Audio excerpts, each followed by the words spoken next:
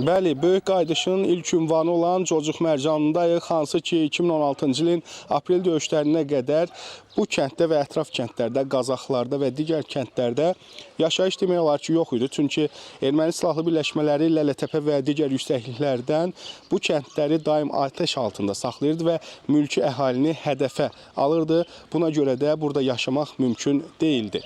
Və aprel döyüşlərindən sonra yüksəkliklər azad edildikdən sonra yenidən bura qayıdış baş tutdu və Böyük Qaydışın ilk addımları atıldı. Prezident İlham Əliyevin tapşırığı ilə burada əvvəlcə 50, daha sonra 100 ev tikildi və sakinlər bura qayıtdılar. Hazırda da bu evlərdə azad, xoşbəxt, firavan yaşayırlar və 500-dən çox sakin Cocuq Mərcanlıda öz həyatlarına davam edirlər.